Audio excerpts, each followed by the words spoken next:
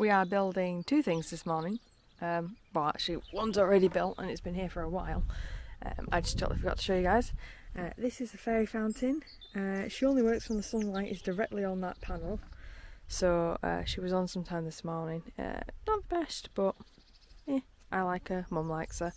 She's probably going to be moved inside the conservatory eventually.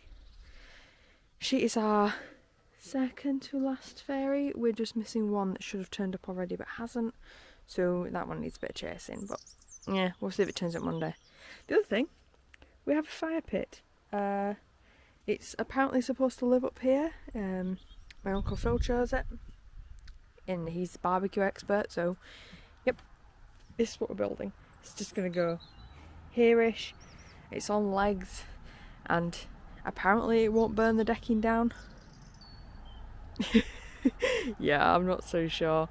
I will defer to the adults on this one. It looks a bit low, to be honest, for me as well, so I don't know, maybe we'll find a way to raise it up or something. Like, I don't know, get it on a pedestal or something like that. We'll see. Anyway, we're building a barbecue. So the sun came out and the fountain's working. It's not a smart solar panel. Case in point, yep.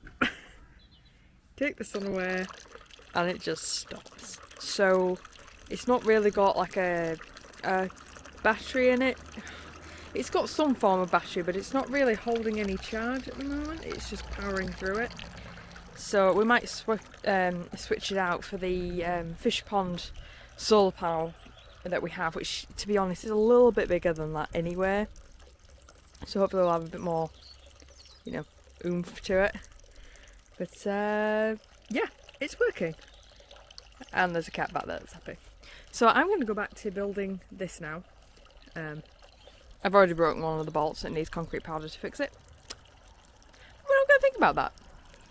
Old Le barbecue. Apparently, the grill at the bottom is supposed to give heat for your feet when you get it going. Not gonna lie, it's a piece of tat. The screws don't go in properly, and they've cemented the bolts in on the inside, except they haven't used the right cement. So when you tighten the screws, the nut inside the cement actually moved. And then, because they've cemented it, you can't access the nut, so I can't tighten it. So, yeah, it's held together at the moment by weight and a prayer. But the actual barbecue part is the tray at the top anyway. It's not leaning on any of the screws or any of the bits I'm worried about. So, in terms of it being held together purely on weight, it'll be fine. But yeah, my mum said it was about 50 quid. I can see that. It's obviously cheapo McChips barbecue. But anyway, it's just going here-ish on the decking. It's supposed to be for the colder nights, hopefully, when we're out here enjoying some food. My mum is collecting coal. I think she's mad. One finished barbecue. With smoke. With smoking coals that she found under the decking. Yep, she didn't think about it. Yeah, not the type of coals we normally buy, are they, Mum? No, we only get smoke free. Yeah. They don't choke you when you breathe in. Lessons learnt today.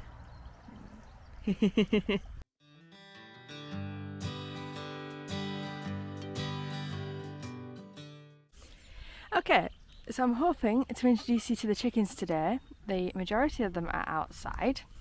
So I'd like to show you, and I'm going to try and do this by twisting my camera around so I can see which ones I'm actually pointing at, or actively pointing at. Come on, faster, faster, faster, faster. That's the cat. Ignore the cat. Okay. So starting with the one that's in the hutch and trying to hide her pretty little head, that is Pom Pom, just there, with big white fluff. This one here, that you can just see, this is Madam, because she's a little madam. Basically, she was just a little bit violent to Pom Pom at the start, and she's, to be honest, she's earned her name since then. She's a bantam. She's broody, and she's trying to nest in this corner for some reason instead of in the hutch, but you know, what can you do? This lovely lady here, this is Coco, or Coco Chanel. Coco is my favourite at the moment. Yes, Coco. That's because she's had the most cuddles from me so far. This is Percy Pekin. She is also a female, my mother named her. I think she's named her like that because my auntie had a habit of giving like male names to female cats, so it just seems to be a habit in my mum's family to do that. Percy is our little leader. She's also really friendly. Oh, sorry, I've attracted Madam as well now. She's like, do you have treats? No, I do not. Okay, this if Percy moves. This lovely grey one that's now running away at the back, that's Suki. She's a silky. She's really fluffy. I'm going to get this silky at the back here before she runs away. This is Macaroon at the back here, or Mackie for short. Then we have the light orange silky at the back there, that's Kiki. The dark orange silky is Tribble. Yes, named after Star Trek, Tribbles. Because to be honest, she looks a bit like one. And then we have this girl here who's kind of in the middle. She's running around. There we go. This is Big Bertha. Big Bertha is our one in charge. She chased off all the cats at the start.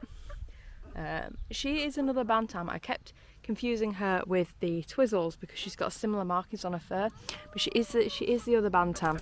She's here to look after Madam, because Madam gets lonely on her own. Hello, Coco. Coco knows I open this sometimes and give her a cuddle. So we can say hello to Coco if we want. Hi, Coco. Oh no, she's going away now. This is Madam. Again, I just have to watch Madam because there's a cat behind me. Yes, I know you're going to chase off the cat if I'm not careful. Yeah, Madam's not as into cuddles. And Coco's not feeling it today. That's fine. It might be because I don't have any corn. Oh, hi. Yes, hi, Percy. I don't have any corn for you, Percy. I'm sorry. There we go. Let's go back in there now. We will free range them eventually, but we can't at the moment. I said we're changing the cage, so I'm just going to help my thing turn back round. Come on, come on, turn back round.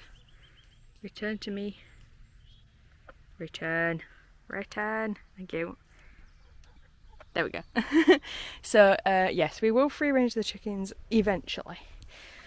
We can't do it immediately, I said, because the cage itself is changing, and it takes a while for them to get used to things. So this is the first day they have all come out. Pom Pom just gets a bit tired at the moment, so she does nip back in to the hutch quite a lot. But we're not too worried about it. She's had a nap in the sunshine today. She just seems to be the lazy one, and that's fine. She's not infinitely scared. The silkies, the really big fluffy ones, they're the ones that were terrified and refused to come out. And as you can see, Coco's just showboating for us in the front because she's a little madam. But she's like, Coco is really funny, to be honest. She does the most, like, the silliest little dances all the way up and down here. And the silliest little shows. So I really like it. I really like Coco. Yeah, so when we get the big cage, the idea is, well, we know we're going to get the hutch first because that's coming from Pip and Chick, and we decide when we want that to come in. So as soon as they call us, we'll just say as soon as possible for that, because that hutch is literally falling apart. We're really annoyed at that, but you know, hey ho, it's what we've bought, so you know, we just have to do it all over again. But the next hutch is going to be facing this way, because the actual cage that we're getting from Wayfair, hence why it's got a month, the month delivery date on it, is like mad. It's about the size of that shed.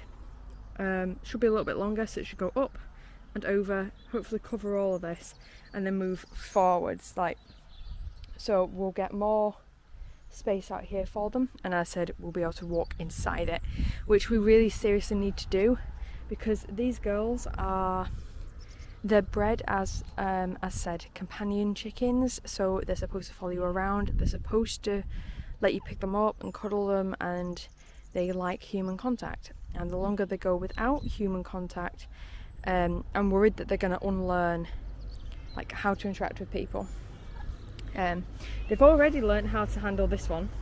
You'll notice he stops, and he comes to me and he'll go behind me because he doesn't want to be in front of the chickens. And that was Bertha doing her customary "don't come any closer" cat noise. Yeah, the cats are scared of the chickens, which is really good. It's really good. But yeah, when they free roam, we're really hoping that eventually the cats will look after them. Ha, I know. But Walnut can be trained. Walnut's a really strange cat. He's the cuddliest, he's the most curious, but he's not instantly violent. So the other two refuse to come anywhere near the chicken hutch at the moment. They're completely avoiding it, which is good, because Ash is our hunter. She is the one I would be worried about, to be frankly honest, when the chickens do free roam. I would be concerned about Percy, given her size, but Percy was extremely violent when Walnut turned up, and absolutely terrified Ash. So I'm not worried about Percy anymore. Beyond Percy, the smallest ones are the Twizzles. Those I would worry about. I mean, Coco's fast and a little bit feisty, but Pom-Pom, yeah, Pom-Pom's the lazy one. A little bit ditzy, not much going on in that tiny little chicken brain of Pom-Pom. So Pom-Pom I would worry about around the cats. But I mean, so it's going to be controlled free roaming, and then obviously controlled free roaming inside the cage. But we will replace that almost immediately as soon as the other cage comes. The only other thing we've done, we have dismantled the chicken guard, because they keep getting stuck outside, and with the cage as the way it is, we literally can't get in to push them inside.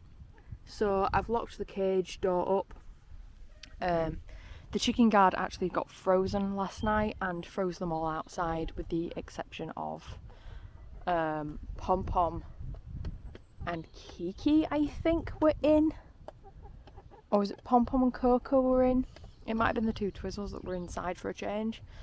And this morning they came right out when my mum opened the door, and they'd eaten all the food and the water that was in the hutch, because obviously we don't put as much in there as we do out here in order to encourage them outside. Basically, it's all about encouragement. So yeah, that wasn't the best. It wasn't really what we were after, but you know, hey, what can you do? So yeah, we're learning as we're going. Yeah, I'm glad I've introduced you all now, officially.